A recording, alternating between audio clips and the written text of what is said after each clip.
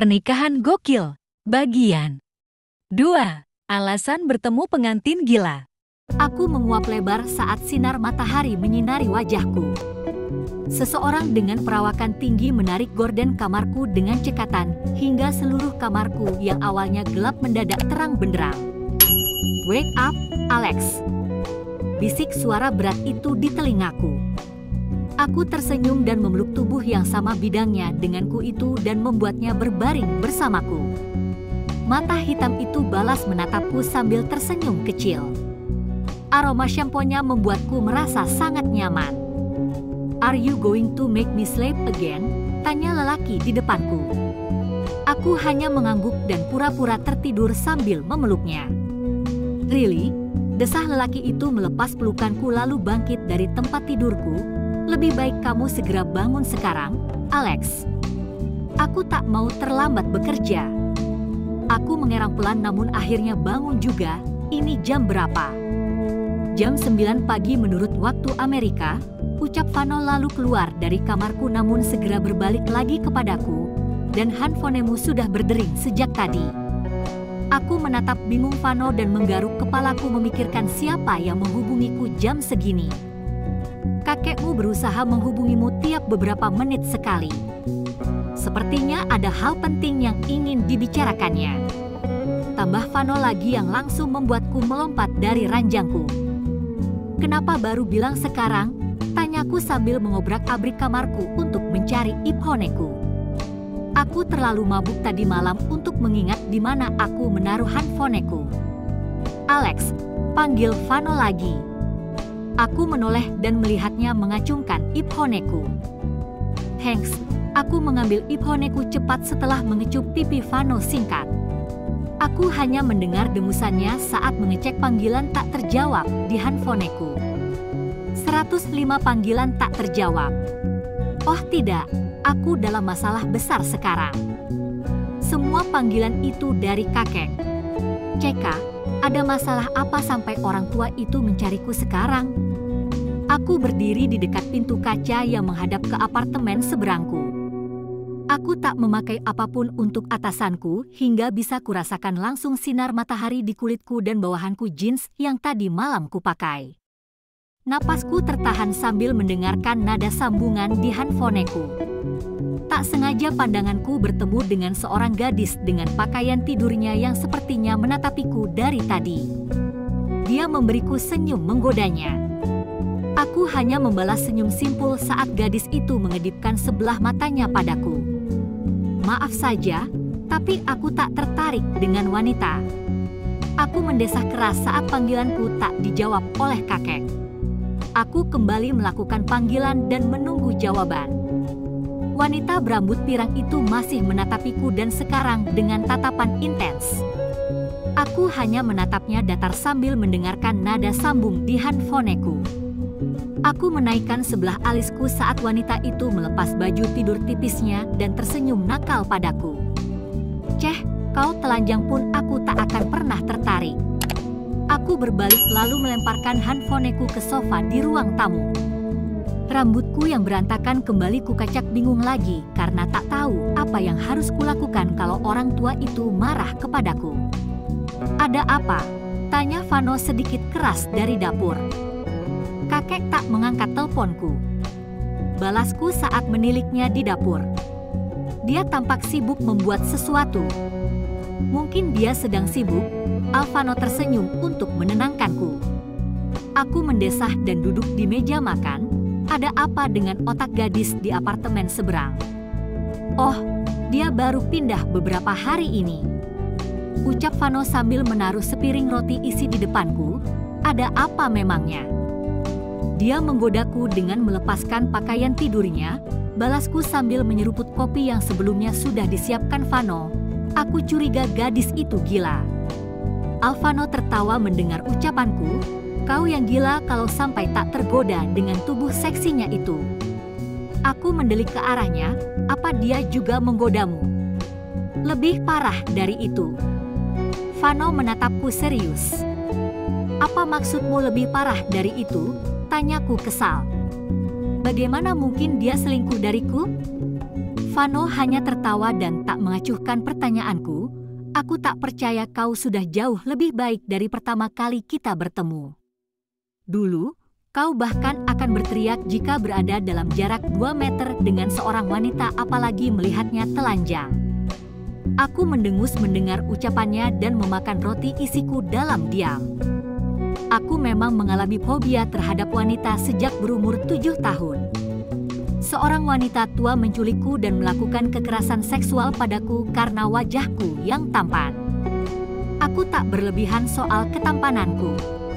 Ada banyak agensi model mengajakku bergabung saat aku sedang berjalan-jalan biasanya. Jadi sejak kejadian mengerikan itu aku selalu berteriak histeris dan ketakutan jika berada di dekat wanita. Kakek yang kebingungan mengurusku kemudian mengirimku ke Amerika untuk diobati secara rahasia. Pemilik perusahaan Renville itu tak mungkin membiarkan reputasi perusahaannya rusak oleh cucu yang takut terhadap wanita sepertiku. Setelah lama menetap di Amerika, aku bertemu dengan Alvano yang merupakan orang Indonesia juga. Dia merupakan seorang psikolog dan dia berusaha keras untuk membantuku sembuh. Setelah beberapa tahun, aku akhirnya tidak lagi berteriak histeris saat berada di dekat atau ketakutan pada wanita, namun aku masih tak bisa menghilangkan kebencianku pada wanita. Bagiku wanita itu merupakan makhluk bodoh tak berguna yang hanya dapat bermain dengan menggunakan tubuhnya seperti wanita di apartemen seberang tadi. Alvano jauh ribuan kali lebih baik dari wanita-wanita di luar sana. Ya, aku seorang gay dan Alvano adalah kekasihku. Aku sama sekali tak malu mengakui itu. Aku sangat mencintai Vano dan hubungan kami sudah berlangsung 2 tahun ini. Aku sendiri tak tahu kenapa aku begitu menyukai Alvano. Aku tak tertarik dengan lelaki lain kecuali Alvano dan aku tidak memiliki sedikit pun ketertarikan terhadap wanita. Bahkan yang paling cantik sekalipun. Aku hanya mengagumi kecantikannya namun tak akan pernah berniat menyentuhnya. Tentu saja aku menyembunyikan hal ini dari kakek. Dia akan membunuhku kalau sampai tahu tentang hal ini. Disinilah aku, berhadapan secara tidak langsung dengan kakek melalui TV di ruang tamuku. Meskipun aku tahu sebenarnya kami terpisah jarak yang amat jauh, entah kenapa aku merasa kakek seolah dapat keluar dari TV itu untuk mencekiku. Tatapan dinginnya membuatku kakiku mati rasa. Aku tahu, aku terdengar berlebihan. Tapi sungguh, Ferdicus Denan itu merupakan satu-satunya orang yang paling menakutkan dan dingin yang pernah kutemui hingga sekarang.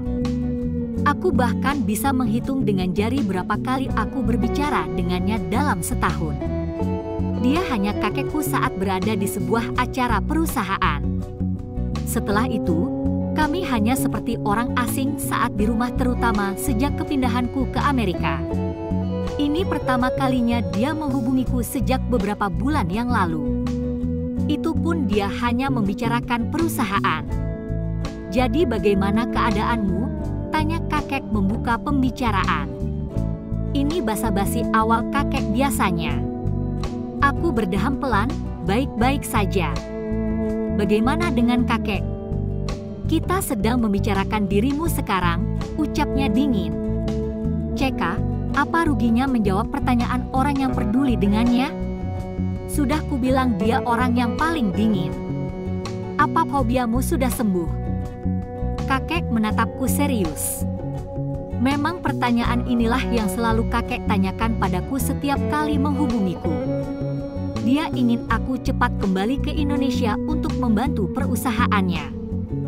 Masih belum membaik dan masih sama seperti sebelumnya. Bohongku. Aku sengaja berbohong agar dia tak membawaku paksa ke Indonesia. Dia pasti akan membuatku pulang ke Indonesia begitu dia tahu aku sudah membaik. Tapi aku tak ingin berpisah dengan Alvano. Jangan menipuku. Dan jantungku terasa berhenti saat mendengar suara kakek. Dia menatapku dari kursi ruang kerjanya dengan pandangan dingin. Aku tak bisa membalas kata-katanya.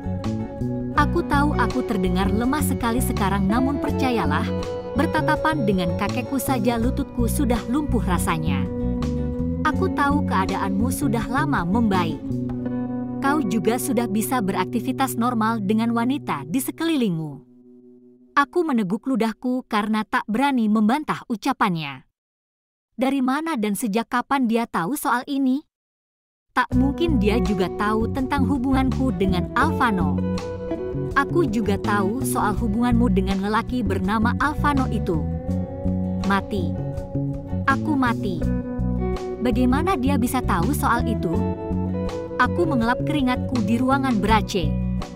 Lidahku masih keluh untuk membalas ucapan kakek. Kakek tersenyum sinis. Kau pikir aku akan melepasmu begitu saja di negara sebesar itu?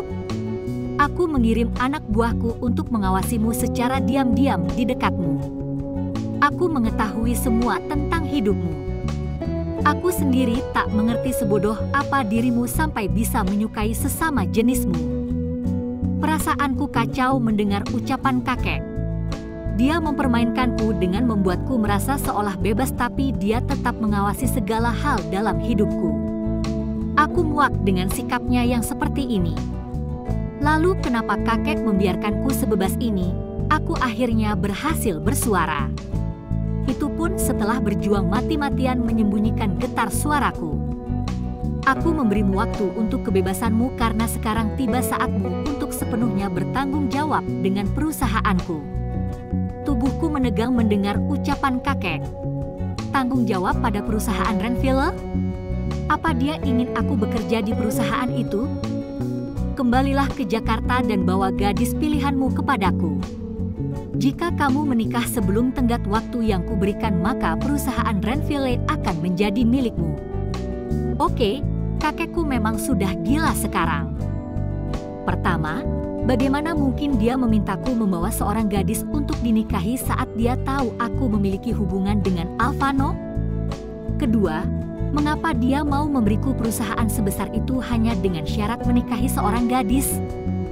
Ketiga, kenapa dia tiba-tiba bertingkah seperti ini? Sebelum pertanyaan-pertanyaan itu keluar dari mulutku, kakek sudah kembali berbicara. Aku memberimu waktu seminggu. Jadi kamu sudah harus menemuiku di Indonesia dengan gadis pilihanmu sebelum tenggat waktuku, atau perusahaan itu akan kuberikan pada orang lain. Ini berarti segala fasilitas kehidupan mewahmu pun akan berhenti. Tegas kakek dengan wajah serius. Aku sangat berharap kakek akan tertawa dan bilang, "Kena kau." Tapi tidak. Dia adalah Verdikus Denan yang tegas, dingin, dan menakutkan. Dia tak mungkin bercanda dengan hal seperti ini. Aku bahkan tak ingat kapan kakek pernah tersenyum. Ingat baik-baik ucapanku, jika kau tidak juga muncul dengan gadis pilihanmu hingga tenggat waktuku, aku akan membuat Alvano ikut menanggung akibat dari melawanku. Aku meneguk ludah mendengar ucapan kakek. Aku tahu dia sangat serius tentang hal ini. Babe. TV mati dan wajah kakek menghilang. Aku bangkit berdiri dan berjalan ke arah balkon apartemenku dan Alvano dengan langkah gontai. Aku tak ingin kembali ke Indonesia dan meninggalkan Alvano. Aku tak ingin menghabiskan waktuku menjadi boneka kakekku. Hidup bebas dan berkecukupan lebih terasa menyenangkan. Aku masih bisa bekerja menggunakan otak dan tampangku ini. Namun, ucapan terakhir kakek membuatku ragu untuk melawan perintahnya.